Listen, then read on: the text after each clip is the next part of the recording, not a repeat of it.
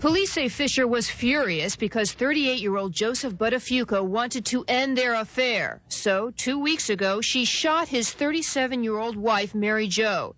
Today, the mother of two is recovering at their shorefront Massapequa home. She was released from the hospital yesterday with a bullet still lodged in her head.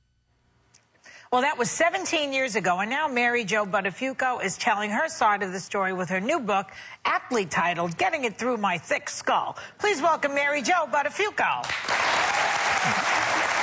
Okay, Mary Jo. Thank you. We're sympathetic to your case. I have always been. No, I'm not. No, I make jokes. jokes. Oh, are you kidding? They know you're in cancer.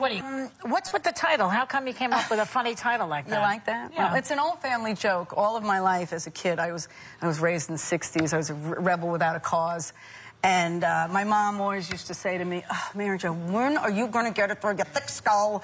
You can't do this, or you can't do that. It was always this exasperated, my mom, you know.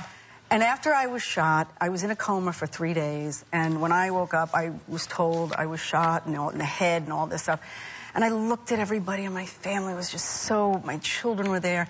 And I looked at him, and I looked at my mother, and I said, see, Ma, this thick skull came in handy, didn't it? And that's what my family did. They smiled and said, she's going to make it. And the bullet is still there. Yes. Still there. And they don't remove it because? It went in the side and did a downward turn, and it's like this far from my spinal column.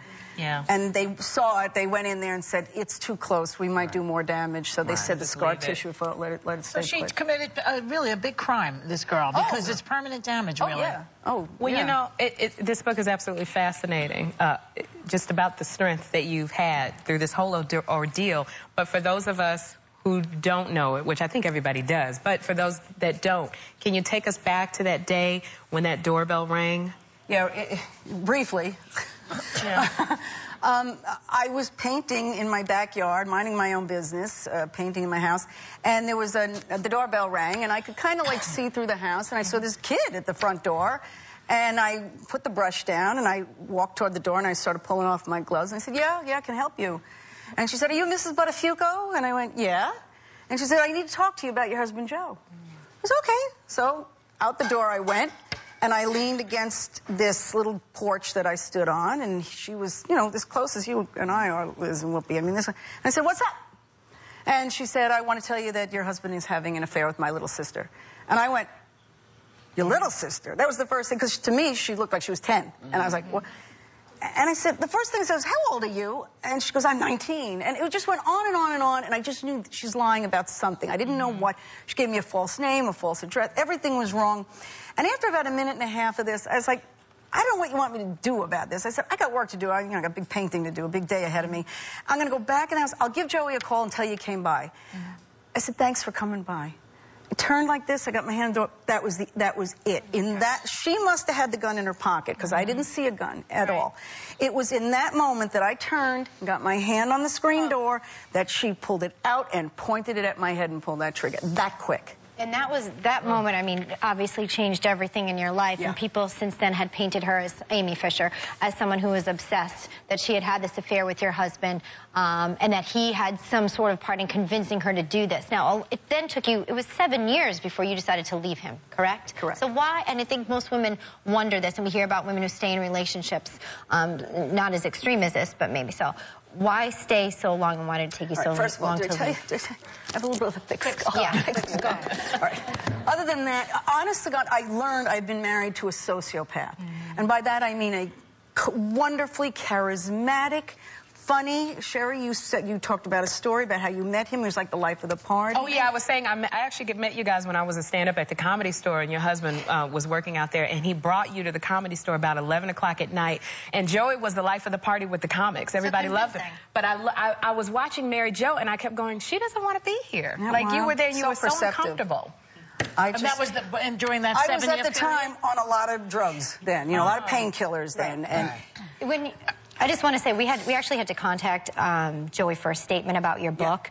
I told him all about this. Yeah, and he just, for the record here, I have to read this. He said, I've read the book. My attorneys are reviewing it. While there are some truths in it, there are many, many, many, many inaccuracies. I'm writing my own book. It will be out soon. And my book is closure. I swear to tell the truth, the whole truth, and I would even take a polygraph test about everything in my book. Reaction? Okay.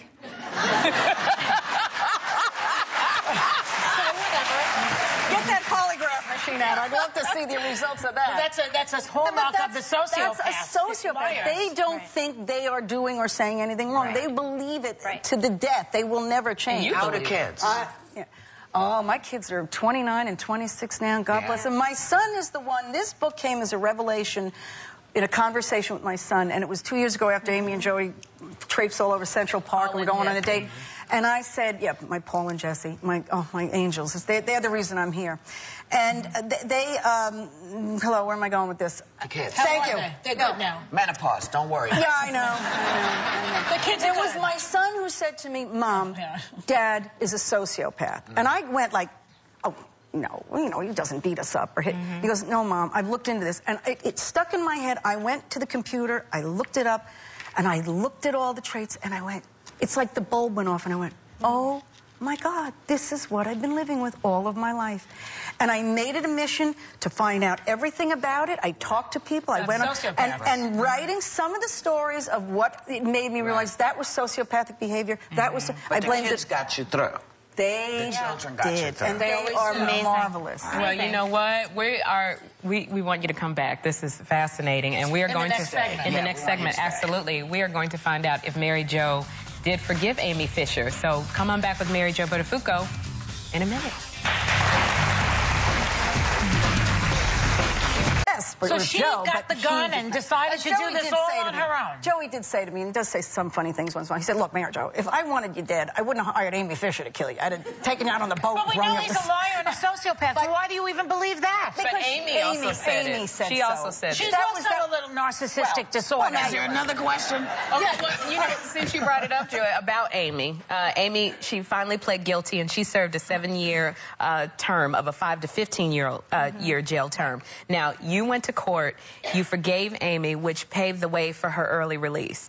Now, since then, Amy is a mother of 3. She's married. She was doing some kind of journalism. Now she has a porn video, and she's got this career as a stripper and a pole dancer. Yeah. Girls gotta work. I mean, it doesn't seem like it's been a very productive life. Now, do you regret forgiving her? No, I don't regret it. When I forgave her, it was for me. I needed peace. I needed to move on. I write in my book. Thank you. Honestly. It's amazing because you have the physical presence of the bullet that she put in your head still in you, yet you can move on and forgive her. So I think that's incredible. I write in the book, I went into the Betty Ford Center because I became very addicted to the pain medication. And they were the ones that started me on the path. It was 7 years, and they started me on the path of Mary Jo. This is it. You got to live with this, all right? And I was so angry that this kid did this. And they said, now, what do you want to do for the rest of your life? I want to be mad and angry? And I was like, they slowly turned me around, and then I got sober, and then I realized, okay, this is it. I got to live with this. It was for me. For you and your kids. Definitely. Not for her. Go ahead, Whoopi. What would you like? Well, I just was curious. When did you get angry at Joey? Because this all started with him stepping out. You know, why I said, well, that's it. I believed him. And there was no indication until that girl shot me. I had no clue. There wasn't any signs. I didn't say, where have you been? Well, the gun, that would have been when you knew, Okay. So when he said she was a customer, I had nothing to do with it. I believed him. Of course, now I'm sick. I'm almost dead. It took me a long time to recover. I had blood transfusions. I had operations. Surgeries. This was done in front of my home. My little children were traumatized because it happened at home. And so were they home at the time? No, thank God they were in school. But they had to be taken out of school. Mary Jo, why did you keep his name? Why don't you change your name? I have. You have? Yes. But do you think you want to buy a book with my maiden name, which is my legal name? Why should she? She should remain formally known as. You could do that. No, she wants to keep the name. I like a little anonymity when I'm in the Albertsons going grocery shopping, you know. Yeah, I know it is. When I got divorced back in 2003, I went back to my maiden name. Oh, you did? I did. Legally on my license. We saw Paul and Jessica, your kids. what is it? We know what your relationship is with Joey. What is their relationship with her? That's Paul with. Oh, there's our kids. That's mine and Jessica all the way to his left. But what is their relationship with their father? They have a very cordial relationship with him. And by that, I mean, there was a time, 2 years, my son didn't talk to his father, especially when he pulled the stunt with Amy. Him and Jesse said, done. We don't want to see him or talk to him anymore. And he called them, and finally they saw him. Right now, their relationship is once in a while meeting him for dinner. They talk about the weather. I don't. Have your kids been in therapy?